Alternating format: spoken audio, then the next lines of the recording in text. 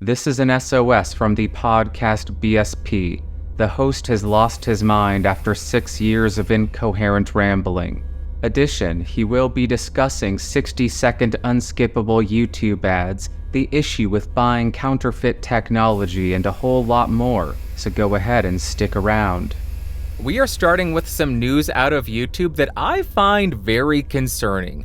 Over the last couple of weeks, I've received a number of comments from people saying, "Hey Bandrew, I just got a 30, 45, 60, 90-second unskippable ad."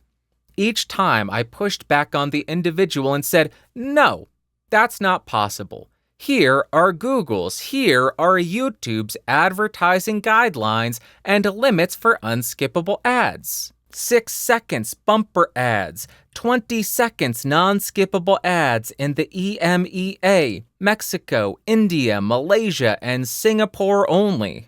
So based on the guidance directly from YouTube, 30, 45, 60, and 90-second unskippable ads are not possible. What I posited was, hey, maybe the advertisers are just getting very clever and very good at masking and making the skip ad button blend into the visual of the ad. And one person came back and said, "You were exactly right. That's exactly what happened. I just was not able to see the skip ad button because it was hidden so well amongst the visuals of the ad." But this last week, I got a very concerning email from somebody named Roo Reviews, R-O-O Reviews, a fellow YouTuber. And he said, "I commented recently on my experience with unskippable ads, and I know you were a bit skeptical of people talking about this during your recent episodes. But today, I had another one and was able to screenshot it for evidence. I was given a block of 2 ads, the first of which being a 60-second unskippable one. I'm seeing these a few times per week now. It's really happening, and I would love to hear your thoughts. Thanks for the informative and entertaining uploads." In the first screenshot, it shows a 2-video ad block, so it states ad 1 of 2.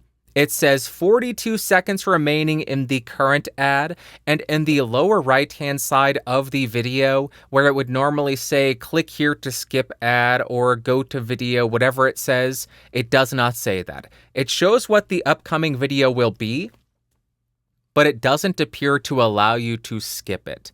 And we can see there is 42 seconds remaining in the current ad. He said it was 60 seconds.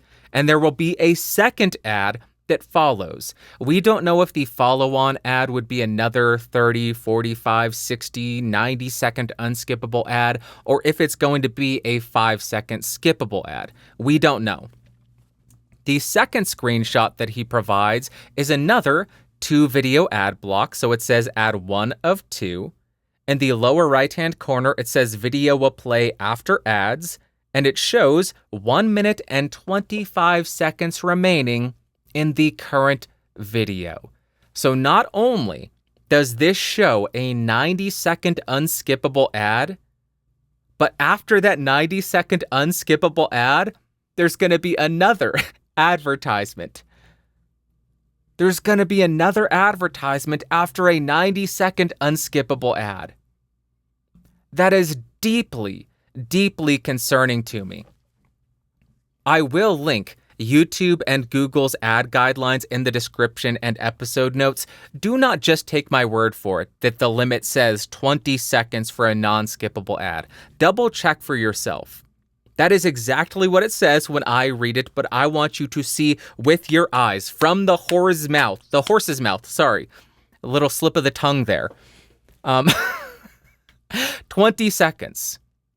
I'm going to do a little bit of a video gag here. YouTube, this is a PSA. Do not do this. This is a huge mistake. Have you learned nothing? Are you stupid? You did 10 unskippable ads. They were 5-6 seconds apiece, so the total ad time was 60 seconds. People were ready to riot outside of YouTube headquarters because of that. Did you not learn from that?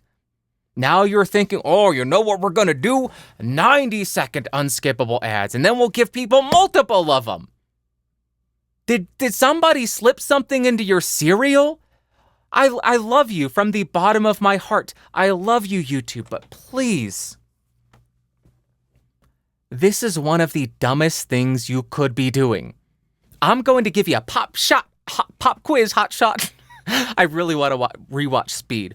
I'm going to give you 2 scenarios, and you tell me which of these scenarios you will earn more money in. This is not a trick quiz. This is not a trick question. Scenario 1, an individual watches a 5-second skippable ad. They click skip ad and then watch the video. Then you show them another 5-10-second skippable ad in the middle of the video, and then one at the end of the video. Scenario 2. You show somebody so many unskippable ads that they feel alienated. You create such a terrible viewing experience for them that they abandon ship and stop watching content on your platform. So now you can show that individual 0 advertisements. In which of these 2 scenarios are you going to earn more money? The one where you get to continue to show somebody advertisements, even though they may be skippable and they may actually skip over the ads? Or the one where you get to show people 0 ads? Which one? YouTube? Not a trick question. Answer me. Are you too good for your home? I'm going to zoom back out. That's just disturbing. I don't want to disturb everybody by having zoomed into me. This is just bonkers. YouTube, please do not do this. This is such a bad idea. I understand you may be hurting financially. You may need an influx of capital to continue functioning because advertising is drying up. Why not advocate for different forms of monetization? Why not try to promote YouTube Premium? Why not try to get more people to sign up for memberships by adding a few additional features, like ad-free viewing for members of a channel? That would get so many more people to sign up for YouTube memberships. And as I saw from my analysis, maybe you're just taking a massive cut of ads, but that seems like it is a much more profitable endeavor for you.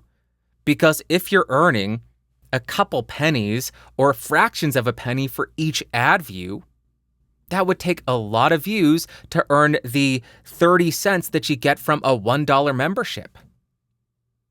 Push for memberships by making them more enticing. Add some additional benefits for the individual. This is a terrible idea. You are alienating your viewers, and you will lose them. People are desperate to leave YouTube because of the ad experience. People hate the amount of ads you already have and the amount of ads that content creators are responsible for placing on their videos as well. Not fully your fault. Content creators also have that control, and they are making the decision as well. But you are going to push people off platform. Please do not do this. Please, this is a terrible, stupid idea. You will see more ad blockers. You will see a decrease in viewership. I promise you that. If you are somebody who has encountered a 60-second, 90-second unskippable ad, please screenshot it and send it in so that I can berate YouTube in a future episode as well. I want more instances of this to come forward because I only have the comments that didn't have any kind of backup data and then one individual who encountered it. If you have this, send it in to askbandrew@gmail.com and I'll include it in a future episode where I follow up on this. And again, I will link YouTube's ad guidelines and the Google ad guidelines, all of that in the episode notes so you can go ahead and check them out. Do not do this. Please, YouTube, don't do it. That is it for the news. Now I want to go on a little bit of a rant that I am sure is going to make me super popular amongst everybody. I may be as popular as YouTube after they roll out 90-second unskippable ads. And what I want to rant about is counterfeit technology, counterfeit products, and mainly counterfeit microphones and audio gear. The reason that I got thinking about this is a couple of months ago, I was watching a video where Ricky from Audio I think that's who it was. They did a video where they were comparing a counterfeit SM7B to a real SM7B. On that video, I left a comment, hey, counterfeit microphones are illegal. I don't think you should buy illegal products. I don't think you should support illegal activities. And I didn't think anything of that comment because I didn't think it was a particularly hot take. Hey, illegal stuff is bad. Don't support illegal activity. Don't support crime. But today, I got a notification on YouTube. Hey, somebody replied to your comment. And I thought, what was that? So I went over there, looked at it. Seems as though there was a number of replies to the post that I made. Not all of them supportive. Turns out that me saying don't do illegal things or don't support illegal activity makes me a narc. That was my favorite. Narc. I guess thank you. Makes me a stick in the mud. That's fine. I don't deny that I am a stick in the mud. But I have seen this growing in popularity. I have seen this mentality becoming more common online. Who cares about the company? Who cares if it's bad for the company? The end consumer is the only party that matters. We are getting cheaper products. The fact that that counterfeiter can make that product and sell it for 50, 25, 10% of the actual product is proof that OEM is price gouging us. Heck them to heck and heck. They are scum, and I want that cheap product. They are profiting off of us, and profit is theft. Is that what it is? I don't know. I know there are some people who watch and listen to this show who believe that. The end consumer is the only party that matters. So if you could get a counterfeit for cheaper, go for it. If you believe that, I would love to hear your response to this because this is an interesting topic to me. But I wholeheartedly disagree with that mentality. That, oh, I'm just a narc because I don't think you should do illegal things. That I'm a stick in the mud. I'm not denying I'm a stick in the mud, but yeah, don't buy illegal stuff. Don't support illegal activity. Don't support criminal activity. The first point that I have against buying counterfeit products, there is so much outstanding, affordable, inexpensive gear nowadays that is not counterfeit, that is not trying to confuse the end consumer into buying it, that I don't see a reason to go for the counterfeit gear. Why buy a counterfeit item when you could get something? I know, I'm going to pull out all the memes. The XM8500 for $25, the Q2U for $50 or $60. You could get one of my favorites, the SE7 for $100. If you want a condenser, the AT2020 is still $100. Is it my favorite mic? No. But when all the other microphones, I can't say all of, but a lot of the competition to this microphone has increased in price, the AT2020 is still sitting there at $100. It is crazy how consistent the price of this microphone is. There is also, I know a lot of people listen to this show, love this microphone, understandably so, the Neat King B. A purely original microphone in looks, in sound, in every way, shape, or form. And for a long time, this cost $100. Then it jumped up to $130. Then it was discontinued, and now the V2 of this microphone is $170. But there are outstanding microphones at every single price point. Getting into recording has never been more affordable, more inexpensive.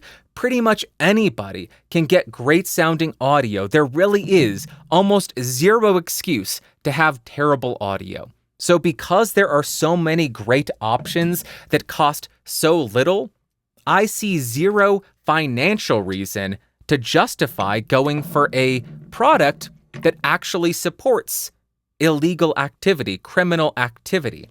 The second point I have is a lot of the counterfeit items out there are not going to be the same quality as the actual original item that it is counterfeiting. It is likely going to be a subpar product. It is much more likely to fall apart.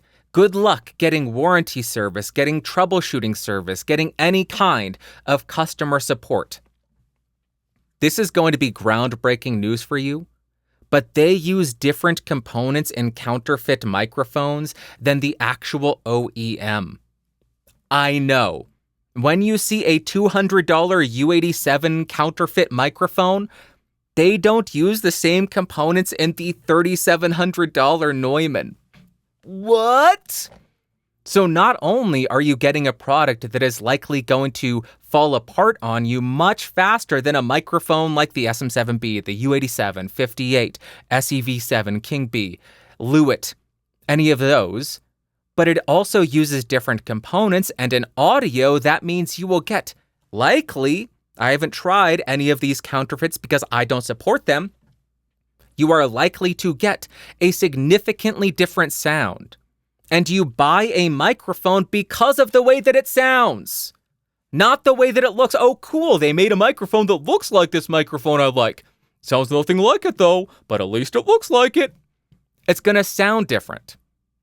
The third point that I have is, yes, the OEM is going to be more expensive than the counterfeiter, but in many cases, if not all cases, I think that price differential is going to be justifiable. I will admit, that OEM, that evil original manufacturer, does have profit priced into their MSRP.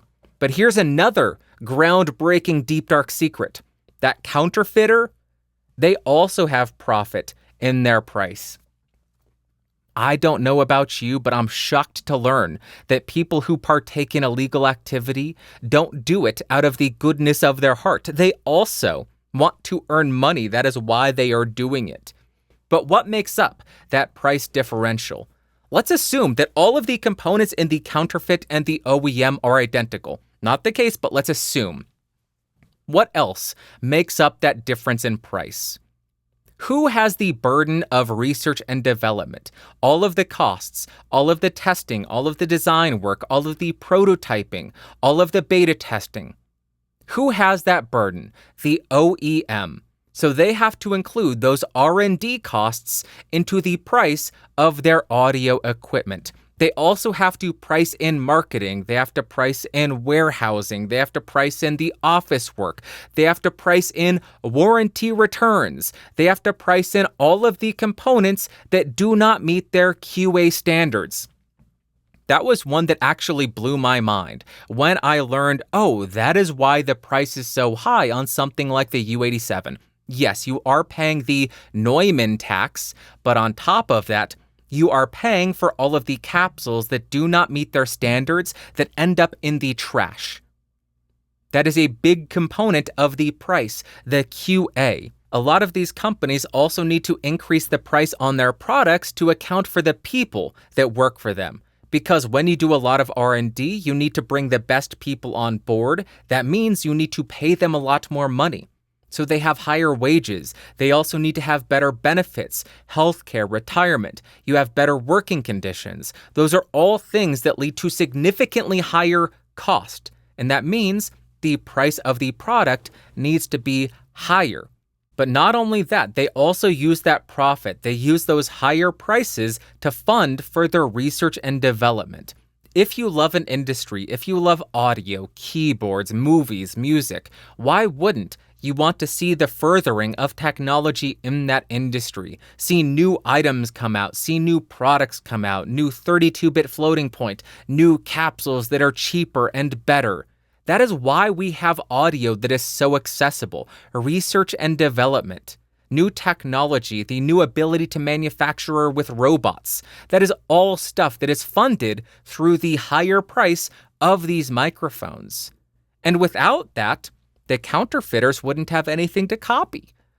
So I guess it's kind of a necessary evil, that higher price. I know I'm coming across super condescending and kind of a douche. I'm not meaning to. I guess that's just who I am. Number 4, for example, if you hate Shure because you think they are evil, they are money hungry, they are just price gouging you, when you buy a counterfeit SM58, a counterfeit SM7B, what are you doing? Yes, you are going to be taking money away from Shure, good job, but whenever somebody sees you using that microphone, you are promoting the company that you think is evil.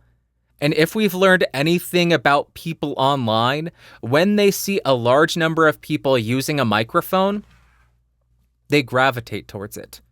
So by you buying a counterfeit microphone from a company that you think is evil because they price gouge people, you are perpetuating the cycle where they will sell more microphones. So if you hate the company, if you think they're evil, why would you want to promote for them? Why would you want to perpetuate a cycle that leads to them making more sales? It doesn't make sense.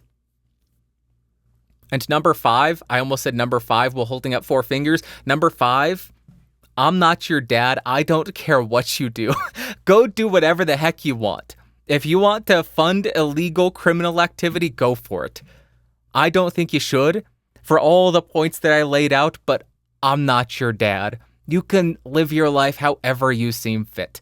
There are amazing pieces of audio equipment that are affordable, inexpensive, that do not fund criminal activity, that are not produced illegally, and I think you should go for one of those. Support the companies that actually commit to research and development, that actually commit to making good products that sell on their own merits, as opposed to piggybacking off of something else and selling you a subpar manufactured product that offers no warranty, that offers no quality assurance, that offers no customer support. That's why I think you should go for one of those. This whole concept of who cares what's bad for the company is good for the end consumer, and that's all that matters. It only goes so far, because these counterfeit companies, these groups of people who are counterfeiting, they rely on companies that do R&D. They rely on companies to do all of the heavy lifting, to develop new technology, to develop new products that sell well, that serve a purpose and grow popular, so that they can copy it to the best of their ability or the worst of their ability, while maximizing the amount of money they can suck out of you. And as soon as those OEMs run out of profits, as soon as they go out of business because the counterfeiters take all of the sales, who will they copy next? Where will we be in terms of R&D? Where would we be in terms of new products? I don't think those companies or those groups that focus on counterfeiting or do counterfeiting exclusively have anything to offer in terms of new technology. I think they just run to the lowest common denominator, the most affordable components for their items, where they can slap on a badge that looks the same as a popular company and sell it to you, thinking you're a sucker because, oh, look, it says Neumann. Must be as good as a Neumann U87 because I got it for $200. It says Neumann right there. It's not going to sound like a Neumann U87. Are you paying a tax? Are you paying a premium for the Neumann? Yes, undeniably. Are you paying a premium for the SM7B, the RE20? Yes.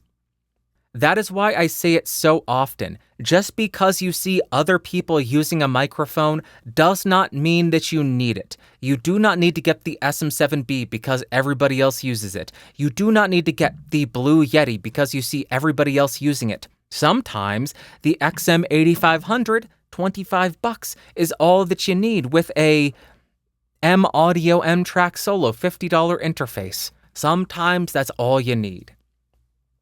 That's my rant. I know there are people who are going to hate me for that because the end consumer is all that matters. You're a narc. Let me know what you think of this in the comments down below. Let's talk about what I've been testing. I am on the Audio Technica AT2020 USB-X. This microphone goes for about $130. It is USB only. It does not have any DSP processing, does not have any software. This is a raw, bare bones microphone, mix dial, which I love, headphone volume control, which I love. If you are not watching the video, you are going to miss this. It has a mute button.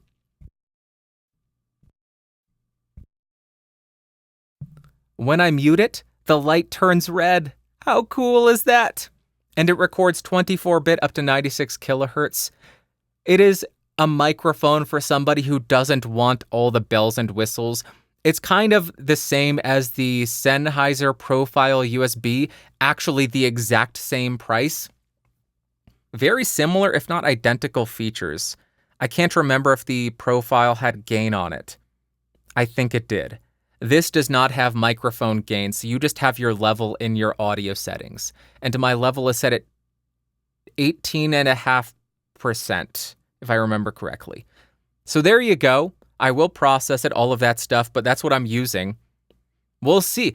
This is proof. $130 microphone to record this podcast. Was this listenable, or was this just so abysmal that I should have bought a $500 Neumann U87 Counterfeit? You tell me. That is it. Let's jump to what you had to say. The first comment comes from Sound Speeds. He says, I set the prices for my shirts and other swag up to the next nickel. If the actual price was $11.82, I set the price to $11.85. If the actual price was $9.65, I set it to $9.65. To date, I've made $2.03 and haven't set up a payment method, so they still have my money. The cool thing is that occasionally someone in a pro sound forum will post a picture of their cart, bag, or road case, and I'll see one of my stickers on it. The first time, I even asked where he got it and if he made it, only to learn he bought it from my store. To me, knowing someone bought something with my logo was far cooler than making money off of the sale. Alan, aka Sound Speeds, thank you very much for the comment. By the way, if you don't follow Sound Speeds on YouTube, what are you doing? He is a pro sound guy offering pro sound advice for free. The fact that we get it for free is bonkers. Thank you, Alan. Not only do you only earn a nickel off of every sale, or in some cases 0 cents, you give away the content for free. Absolute legend. I will happily pay you $1 today for a hamburger tomorrow. I mentioned this in voice chat. The only way I know that reference is because of The Office. I don't know the origin of it. Isn't it Fat Albert? I think. I've never seen Fat Albert. And irrelevant. Not important. I agree with you, though. The coolest part of anybody buying merch from your project or for your project is not the couple of pennies that you make. It is not the fact that them wearing it or slapping a sticker on something is going to offer promotion to you. All of that is negligible. The thing that is coolest is the fact that somebody cares so much about your project, so much about what you do, or they got so much out of what you do, that they wanted to buy something to commemorate that, to show people, hey, I really like Sound Speeds. I learned a lot from Sound Speeds. He's great. You should check out Sound Speeds. Or I just want to give back to Sound Speeds by buying something from his merch store because I got so much from him. That is the coolest part.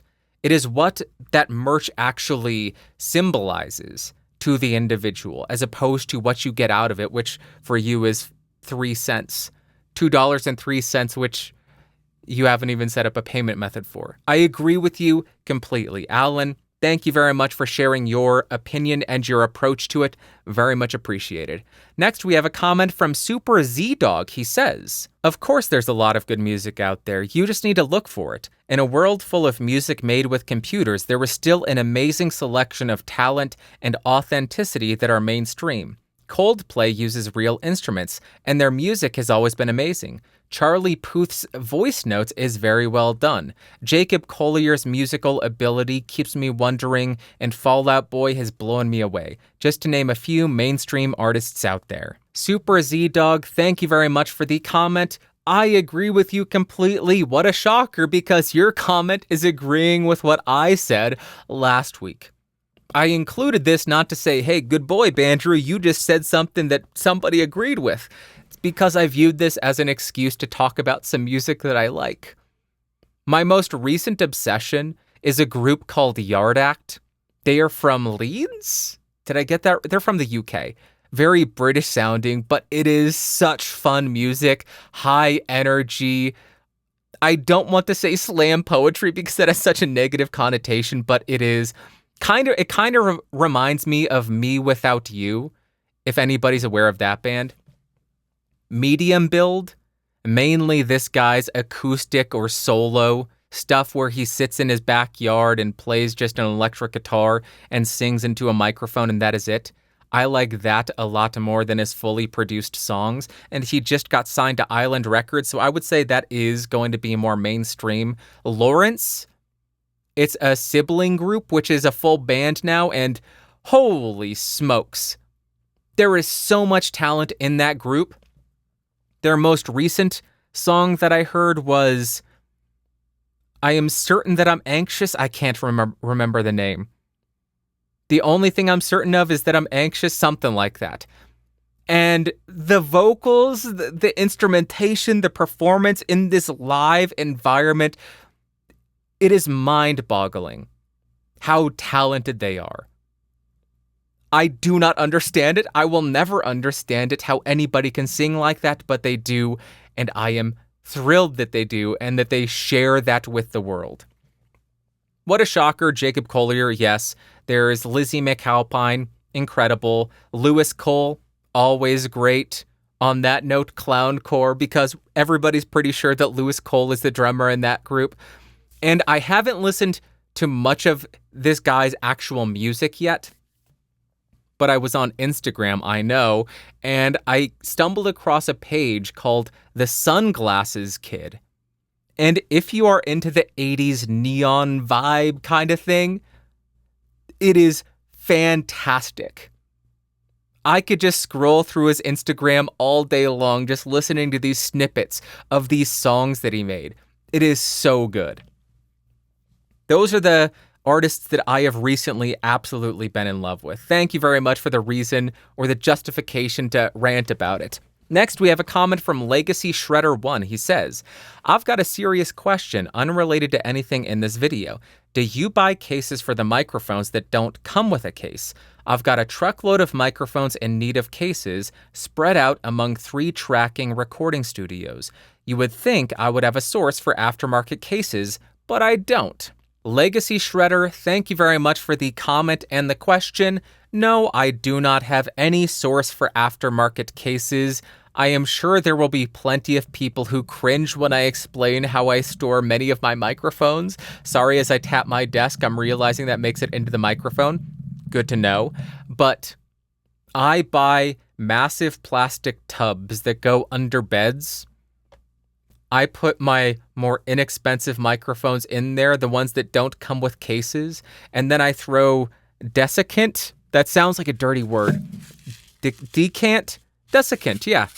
The silicone snacks that come with microphones. I throw a couple of those in there to make sure that there's no moisture ruining the gear, and I just store them in those. I have no better solution because there are too many.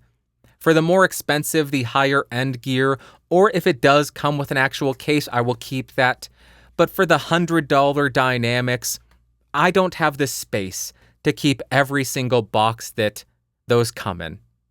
So those go in one of those plastic bins with desiccants. Sorry, I don't have a better answer. The final comment comes from Control Style, and he says, I actually hope they do it. It'll make more of us not watch. Sorry, we could be doing something better, like learning Spanish. Control, thank you very much for the comment. I really do appreciate it. I want to clarify something really quickly. When he says, I actually hope they do it, what he is referring to is YouTube rolling out 30, 60, 90-second unskippable ads. I'm pretty sure this comment is a goof or a gaffe because I can't imagine anybody saying, you know that platform that I spend a lot of time on, that I get a lot of joy out of, that I watch a lot of content on? I hope they make it worse. I hope it gets so unwatchable that I finally shut it off. Unless you're truly addicted to it, then I might understand it. But even though I believe this comment is a goof, it's just a joke, I still want to address it. Because on one hand, I understand the sentiment completely. A lot of people, myself included, probably spend too much time on YouTube. A lot of people, myself included, probably spend too much time on social media, scrolling, and getting no value in return in many instances for a lot of that time. It is just time wasted, it is energy wasted, it is talent wasted. So in that regard, I understand why you're saying this completely. On the other hand, I think this is a skewed perspective. What I mean, if you truly believe that shutting off videos and going and doing something else would provide a marked improvement on your life, if your life would be better by learning Spanish, going for a walk, reading a book, putting your feet in the grass, do it! Do it right now. Shut off this video and go do that. You should not be waiting for some third party, some other entity to do something to meet a set of criteria for you to improve your life. This is something that I have fallen trapped to a lot, and I see a lot of other people fall trapped to as well. Put off making the decision that will improve your life until some arbitrary set of criteria are met. Oh, I'll stop eating junk food in 6 months when the new year rolls around. Oh, I'll start walking when I feel a little bit more energetic. No. If that will improve your life, why are you waiting? Go do it right now. That means if you believe shutting off YouTube videos, shutting off social media, shutting off TikTok, and going and doing something else will be an improvement to your life, do not wait for YouTube to roll out 30 or 60 or 90-second unskippable ads. Do it now. Take control of your life. I know this is sounding very motivational speech. Go out and get them. I'm coming across like Shia LaBeouf. Do it. Do it now. What are you waiting for? Tomorrow is today and today is yesterday. I know that's what is coming off like, but really, I don't think you should allow some arbitrary set of criteria to dictate when you improve your life. If something is going to improve your life today, just do it. Don't wait for it. That's what changed my life when I said, oh, you know what? I'm going to start eating healthy in a couple of months. No, I'm just not going to eat that crap today. I don't feel energetic. I don't want to go for a walk. Well, too bad. I'm going to go for a walk today. Too bad. Go for the walk, you lazy bum. Shut off the video. Shut off the video and go improve your life if it will improve your life. Okay, that is it. I will get down from my soapbox. That is just something that I had to come to the realization of the last couple of years. I need to stop making excuses. I need to stop putting things off, and I need to stop setting these arbitrary boundaries or these arbitrary criteria that need to be met based on other people. If there is something in my life that I can improve, I need to make that improvement today if possible. Soapbox done. That is it for the news. That is it for what you had to say. I will be back with Ask Bandrew next week, hopefully. We are now jumping to super thanks, and my gosh, you are just so incredibly generous. I am baffled by the turnout again. 13 of them. Y'all are crazy. Thank you so much. Super thanks 1 comes from Sergeant Steve PH, 250 Filipino pesos. I believe I got that right. I don't know what to comment, but here you go. Cheers for the content, as always, and for the box throws, of course. Steve, thank you very much for these super thanks, and thank you. I believe you are always in the voice chat. Correct me if I'm wrong. Is this the wrong Steve? I hope not. Thank you so much, Steve. I deeply appreciate it. Super thanks 2 comes from Urshad88. He says, thanks, and this is 35. I don't know the currency. I am so sorry. Urshad, thank you so much for the support. It really means the world to me. Next, we have $5 from Andrew Burchett, I think. I almost said Burkett again. Then I remember he berated me in the comments for saying it Burkett before. Burchett. Burchett. He says, I say we start a campaign called Uncancel Bandrew Says. We all donate at least $1 in order to bring you to tears of joy. Unconventional bullying. Post this next episode. You won't. Lol. Well, Andrew, you challenged me. I included it. There you go. I am not going to advocate that everybody donate so much money that I end up crying on camera because, number one, not everybody needs to send me money. Number two, I have zero desire to cry on camera. So please do not make that happen. Do not do that. I don't want to look like a clown crying on camera. Thank you so much for the money. Thank you very much, Andrew Burchett. Next comes from Rainer. He says, 20 euros, Danke. Rainer, as always, benefactor of the podcast, board member extraordinaire. Thank you so much for the continued support. Means the world to me. You are incredible. Next, we have $10 from Edward Sarkeesian, I believe, but the username is Cyber Defense DDI. He says, appreciate all the content and information you provide to us. Your content is very informative and fun to watch too. Rock on. Edward, I hope I got that right. I'll just say, Cyber Defense DDI, thank you so much for the support, and thank you so much for the kind words. That is generous, and it means so much. Really does. Next, we have $10 from Scott Grammer. He says, take that, you plosive producing box chucker, you. Thanks for the good content, and thanks for leaving me your mic collection in your will. I don't remember doing that.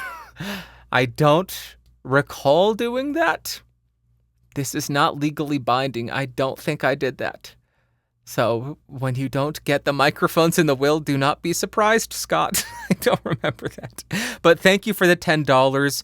I won't spend it in one place. I will use it to fund the Libsyn bill every month. Thank you kindly, sir. I appreciate it. Next, we have 5 Australian dollar dues from Jose Stein, 1532. He says, thank you for all your work. Here are some more kangaroo dollars. Please don't spend like crazy and save something for retirement. Jose, thank you very much for the $5. I think kangaroo dollars is my favorite term for the Australian dollar. I've heard didgeridoo dollars, I've heard dollary dues, but kangaroo dollars might be my favorite. Thank you very much for sharing that term with me. I appreciate it. And I won't spend like crazy. I will save that for retirement. I will actually, after I'm off this, I will move that into my Roth IRA? I will put 5 Australian dollars in my Roth IRA, promise. I'm even covering the difference that YouTube takes. 5 Australian dollars, Roth IRA incoming. Let's do it. Next, we have $5 from Mark McCauley. He says, was going to donate $1 because shutting off ads is a classy response to your benefactor's donation. Then Bandrew said, slap my face, daddy, in that utterly unnecessary tone. Now it's $5. Why did I do it again?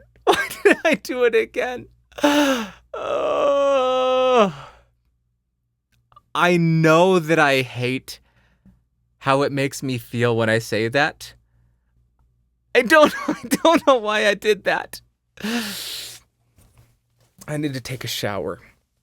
Honestly, it's a classy move. I pay for YouTube Premium so I can listen to videos with the screen locked while I walk around my job. I spend a lot of talk walking here and to support the creators, but I get more value and entertainment from this podcast than from anything else I listen to.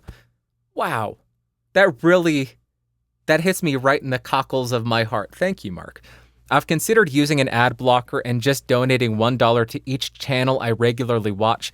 It would be cheaper for me and better for the creators, but I think YouTube would have to absorb the lost profit, and let's face it, they just build that into the YouTube Premium fees, so I'd really be hurting my fellow viewers. Even if that's just a tenth of a penny, my guilty conscience can't handle that. Thanks, Bandrew.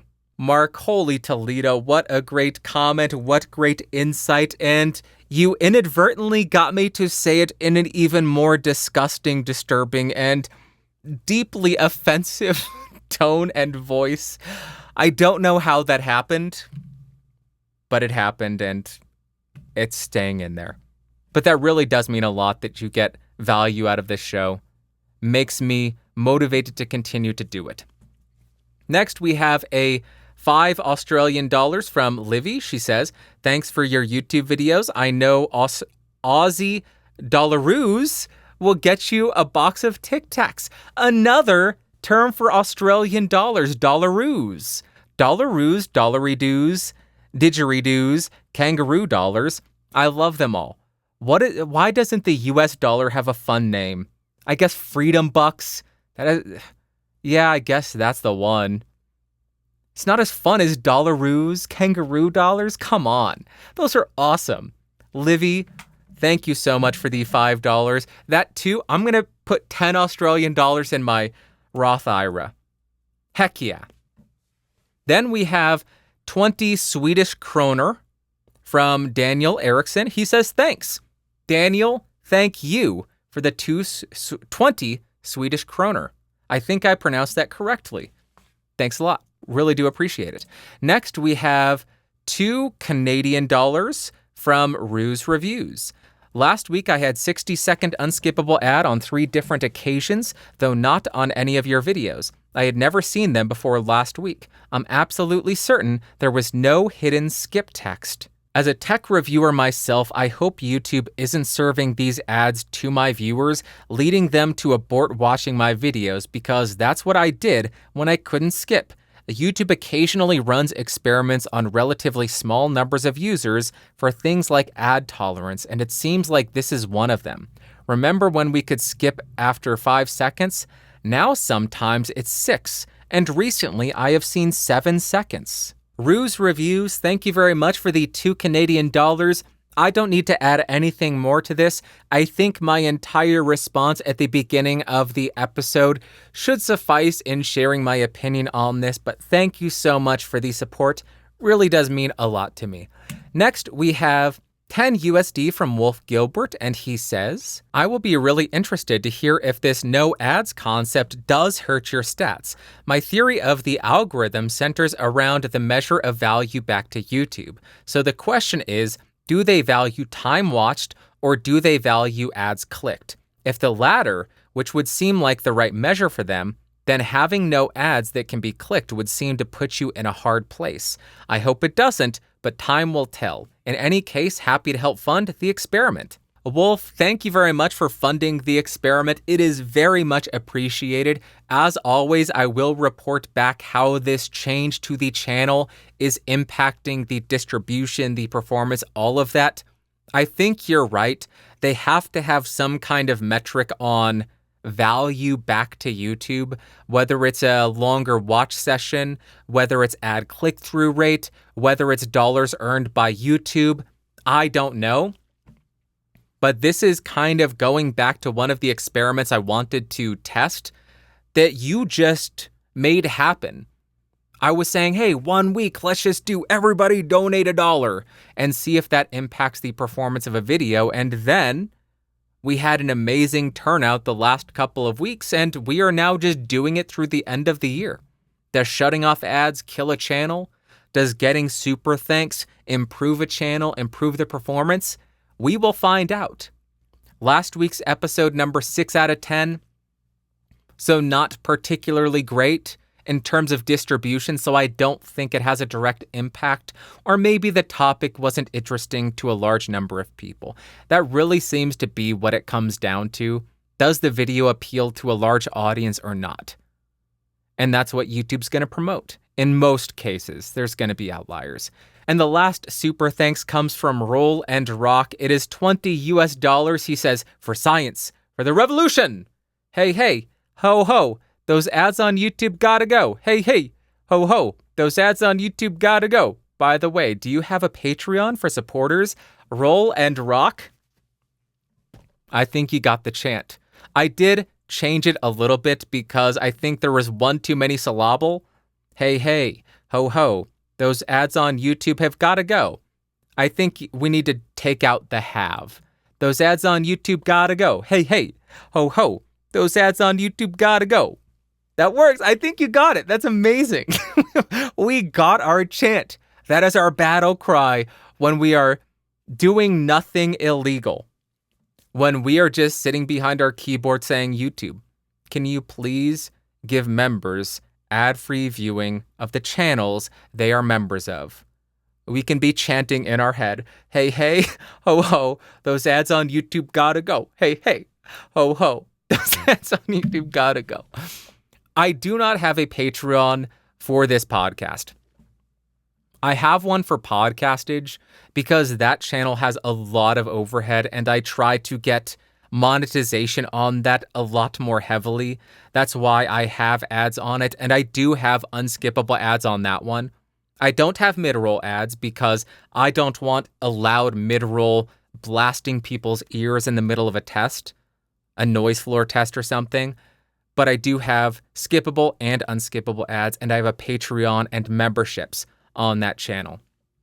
For this, I don't have ads now, and I don't have memberships, and I don't have Patreon. I just have the super thanks open. Because that is just, I feel more comfortable that way because this is a lot more of a hobby.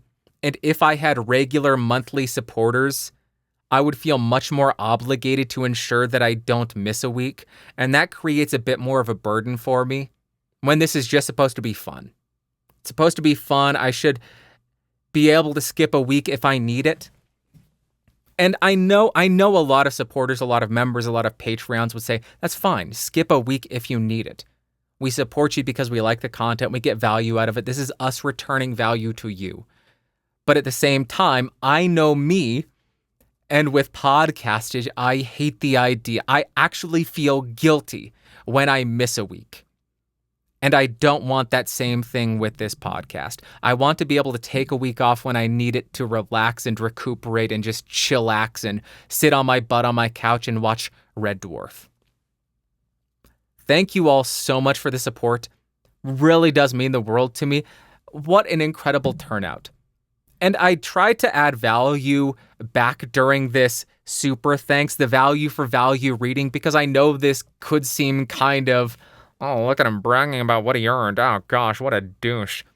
I'm trying to add context, add content here, so there's something for you if you didn't donate and you're not waiting for me to read it out. Hopefully you got something out of this. If you did, let me know. If you didn't, let me know. I'll try to improve upon it. I understand this is a completely new format. We are trying to work out the kinks, trying to understand what works best. How do I return value to you for sharing value with me? Let me know what you think. That is going to be it for this episode. Thank you so much for coming by. Holy smokes, it's 80.4 degrees in here right now. Why do I have a hoodie on? But that is it. I appreciate you so much for coming by and watching and listening. I hope you enjoyed that introduction. Is it late? Is this podcast late? It's 3:15 right now. I may or may not have spent an hour on that introduction trying to get it right. I've just been watching a lot of Red Dwarf and I wanted to do a Holly introduction, and that's what we ended up with. I hope you liked that. That was fun for me to make. But thank you so much for coming by. Thank you so much for listening. I love you. I hope you have an amazing Sunday, Monday, Tuesday, Wednesday, Thursday, Friday, Saturday. Next Sunday, I will talk at you, about you, with you, to you, with you, on you, under you, any way, shape, or form. Talk to you later. Bye-bye. Whoa, whoa, boop.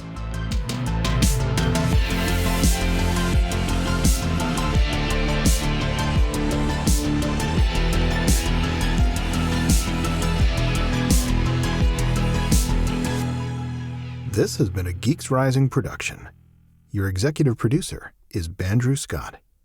For more information, head over to www.geeksrising.com.